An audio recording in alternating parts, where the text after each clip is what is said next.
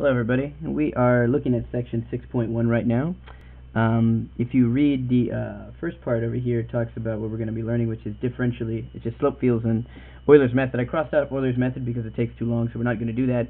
If you read this little part here, it basically talks about Leibniz and Newton and them going over and discovering these derivative equations, and these are basically called differential equations.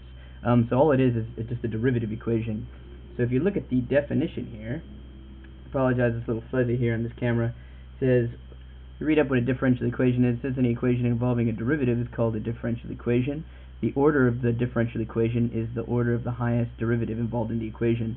So what this means is, like, if you have your differential equation with y prime, or dy dx, that would be first order, y double prime, or d2y dx2 would be the second order differential equation. So in this example, the first part of the homework, you have to do one like example 1. It says, find out functions that satisfy dy dx equals secant squared of x plus 2x plus 5. And hopefully you read through the solution. I'm going to just break down this problem over here. So we're going to find all the solutions to this one here. So the first thing we're going to do is we are going to separate out the dy and dx over here. Well, actually, you can do this in two ways. You can think about it. The first way is to just think, well, if this is dy dx, or you can call this also y prime, is secant squared of x plus 2x plus 5, and you have to think, well, what derivative gives me this? So you can, if you remember here, that is just some y function. Oh, sorry, so it's y here, right?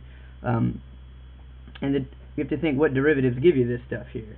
And you can just do it in your head, right? And so one of the answers we know is derivative of tangent of x is secant squared, the derivative of x squared is 2x, and the derivative of 5x is 5.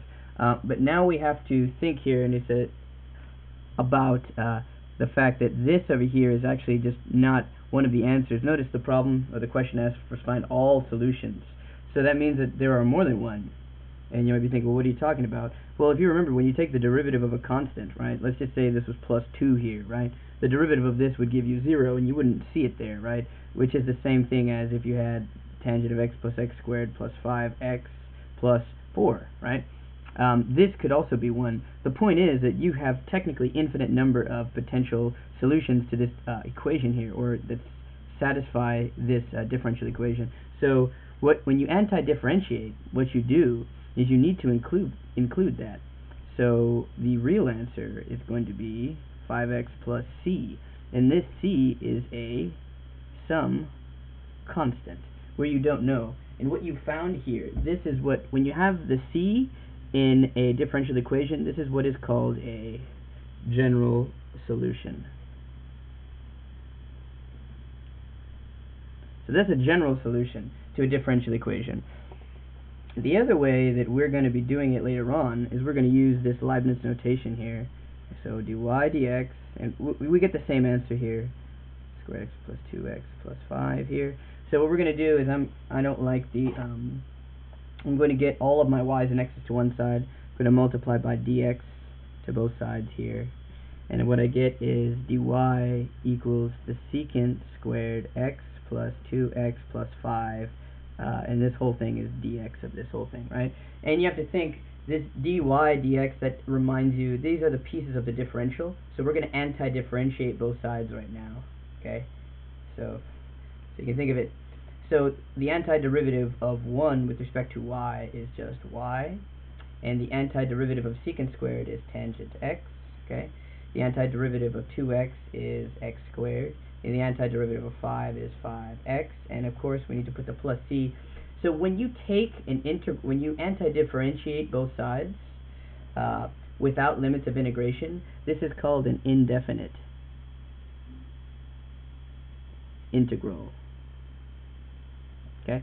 And what you found here, again, this is the final answer, and this here represents the general solution to a differential equation.